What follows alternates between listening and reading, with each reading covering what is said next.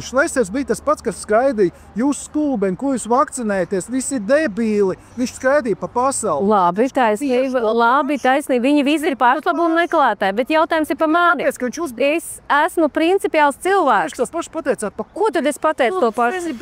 Jūs saprotiet, ka tas pierāda to, ka es spēju iet līdz galam un izturēt spiedienu. Šlesers arī iet līdz galam. Kur tad viņš gāja? Nē, viņš tagad arī iet līdz galam. Bet ko tad viņš izdarīja? Vai viņu izslēdza no Saeimas par to, ka viņš nevakcinējās? Svarīgi, viņš uz Covid Viņš vienkārši izmanto situāciju. Jā, viņš izmanto dažādas tēmas, lai celtu savu reitingu.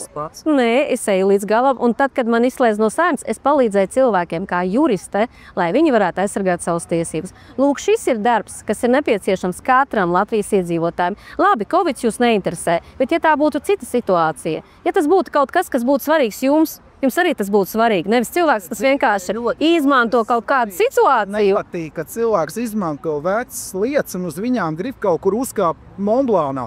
Vajag dzīvē arī kaut ko jaunu izmantot. Tātad jūs pārtiekat tikai no solījumiem? Kādiem solījumiem? Jūs pajautājāt, ko mēs solām? Nesolīt, saziedot jaunu un es kļūšu par premjeru. Bet tad jūs runājat sev pretī, jūs neinteresē pagātni, tātad jūs neinteresē, ko mēs panācām, jūs gribat tikai zināt solījumus. Viss. Bet es jums tikko nosaucu vairākas lietas, ko es panācu Saeimā. Kas tik dosmīgs jums notika tajā Covid laikā? Jums tu slikti? Jūs uz viņu koncentrējamies. Es jums stāstu tātad mūsu... Daudzi mājās sēdēja skolotāji, ārsti. Aizmirstam Covidu. Kas jums nepatīk grozījumos, ko es panācu Saeimā? Es jums izstāstīju par saviem darbiem, ko es panācu viena pati būdama opozīcijas deputāta. Bērndārzos un vēl tur bija daudz lietas, ka jūs man teicāt. Es domāju, ka tie arī pa jums noteikti nobalsēs. Tas noteikti arī būs.